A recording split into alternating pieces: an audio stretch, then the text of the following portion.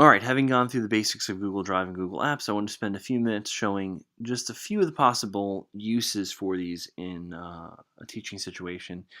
I'm going to focus on two for this video. The use of Google Docs to provide written feedback and sort of start a dialogue over a piece of student writing, and then the use of Google Forms, which can be used for homework assignments or for some sort of kind of informal to maybe even formal assessment, um, to create maybe some kind of knowledge base in your class, and things like that. So let's just start with the Google Docs. I'm going to do this on the desktop. I'm going to do this on the web-based platform for this. You could do some of these things in the iPad app. I think they're a little easier to handle on the computer, and I'll try to point out where you can do some of these things or where you couldn't do some of these things on the iPad. So, all right, in my drive, I have here, this is called Student Essay. It's a Google Doc, and I'll launch it. And imagine, if you would, that this is a piece of writing done by a student that was shared with you on Drive, so you now have access to it, and you can pull it up either on your iPad or in the web browser of a computer to see it as a doc. Now, there's a couple of different ways in which you can edit this document, and each has its advantages and disadvantages. The most obvious way is that I can click, and I'm in the document right now. I'm in Edit View, and whenever I do, we'll actually change the text of the student's essay. So I could add, delete, change things. If I wanted to put down here and say notes, um, you know, great opening, et cetera, et cetera. That looks just the same as the regular text the kid is writing. So it might become difficult to distinguish between what a teacher is saying and what the student's actually done. So in some cases, maybe you don't want to use this editing view.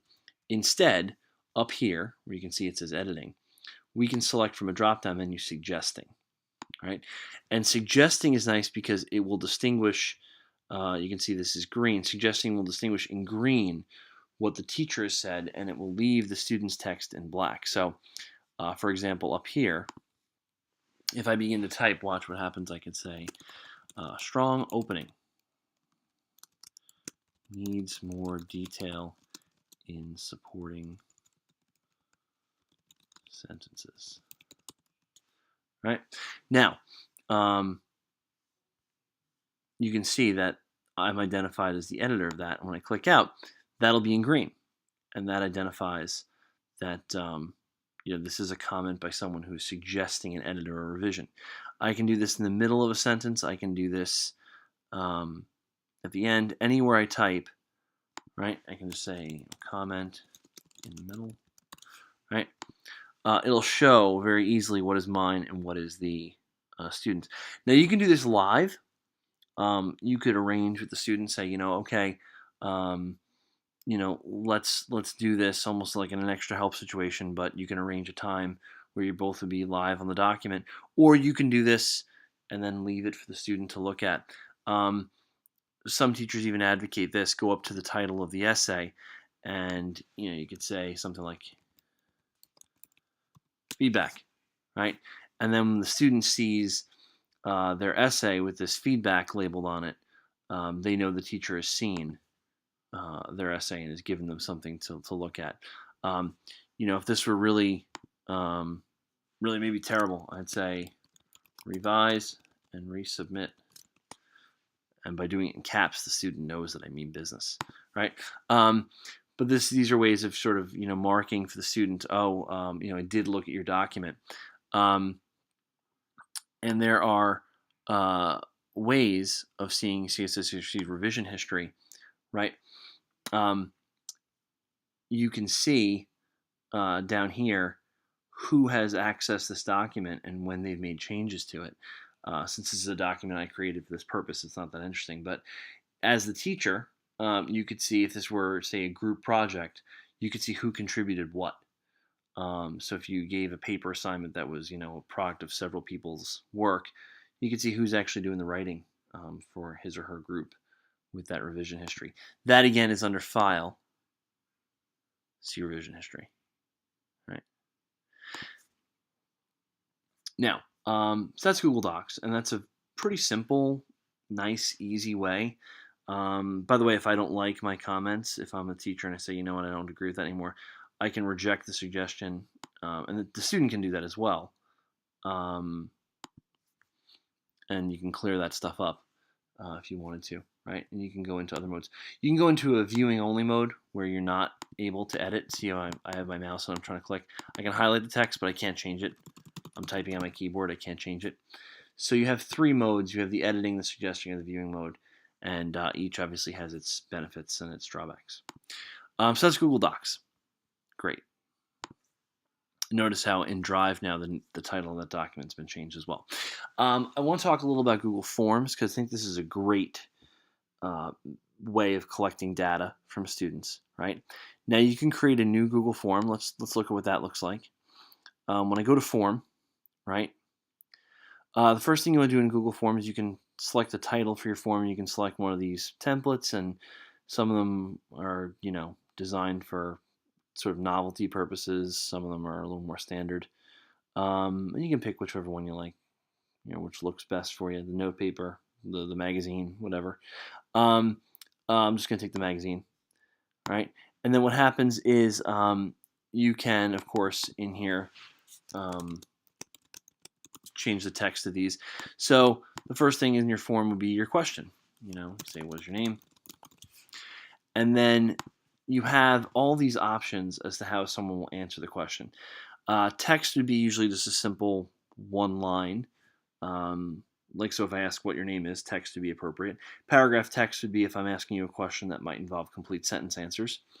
Checkboxes, obviously, if you have someone checking off all that apply, which of the following are things you want to learn about. Choose from a list or multiple choice are sort of similar. Scale, just to show you what that looks like. That's not so self-explanatory. On a scale from, say, 1 to 5, right?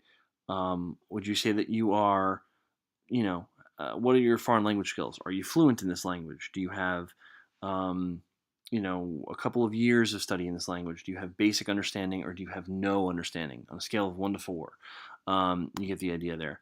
A grid, giving you lots of different options on how you can answer something. Or you can also code it in so they have to enter in a date or a time. And obviously what type of question you're asking will influence how that goes. You can make a question required, right? So if I go, let me just go back to text here. Required question means that they cannot submit the form without answering that question. If they do not have that question answered, their form will not be submitted to you. They'll have to answer it before it can be submitted. So if you're using this, for important data or for, a quiz or something, you want to make sure they answered all responses. You can do that. And then you can add items and you can go down. I'd like to show you a form I've already created just for simplicity's sake. So we'll get out of the new form here, right? And this is a form I created, and some of you guys maybe have actually answered this. This is about iPad training. And you can see I use some of the different options here. Subject that you teach, that was a required text entry, and that was usually a one-word answer. You teach English, you teach history, you teach science, etc. Describe your comfort level, right? And here you can see the scale. On a scale of 1 to 5, how comfortable are you? Choose from the list. Then there was the multiple choice question. How often do you collect work from students? Multiple choice, right? Paragraph text. What is the biggest iPad question or problem you'd like to have answered or solved? You could have written 2 words. You could have written 200 words, and the form would accommodate that, right? Here's another scale question on a scale of 1 to 5, right? So that's my form, right? Now, if I want to see what this looks like on the web, I can go here to View Live Form, and this is what the form looked like if you answered it, right? And you can see at the bottom there's this Submit button, right? Now, to go back over here, right? One of the cool things is that this form can be done a number of ways, right? One of the things that I can do is I can embed the form into a website. This is what's called an Iframe code. If I wanted to put this form on my website, or if I want to put it in an iBook, or I wanted to put it, in a lot of places that support iframes, I could copy and paste this code into another website. This controls how big it would be. And then I can move this form around wherever I want, right? I can also get a link to the form. And what happens then if someone comes in, and here's my live form. What happens when someone submits responses, right? Here's what happens. It goes back out to Google Drive, and this form is called iPad Training. This Google Sheet is called iPad Training Responses.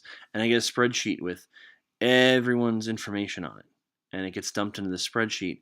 And there's a lot of different things I can do with that spreadsheet data once I become comfortable with Sheets. I can automate it and put it back out in Word documents.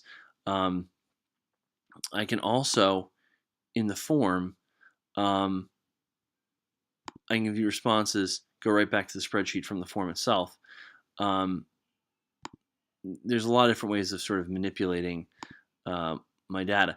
There's a summary of responses as well, and this will give me charts and graphs and all kinds of wonderful things. So you get a lot of information out of Google Forms. Now, granted, how much that information will help you depends on what sort of information you're putting on your form. If we go to my class website here, I have links to several forms I've created that I intend to use during the year. Just to show you one of them, here is for a grammar term, right? What is your term? How is your term defined? Write an example sentence, right? Explain it. Write a second example. Explain your second example. Submit, right? And then if each student completes this for one term, at the end of the class, I have 36 terms defined and explained, and I can then take that data and share it back out to my students, and they have now created a pretty nice review source for their grammar terms. And if you go to my website here, you can see that I've done this for grammar terms, for literary terms, and for literary selections. It's a nice way of letting the students create their own knowledge base that can then be referred to. You can take those form responses and make them into a wiki. You can take those form responses, put it all out as a PDF, and give that back to them as a document they can read through.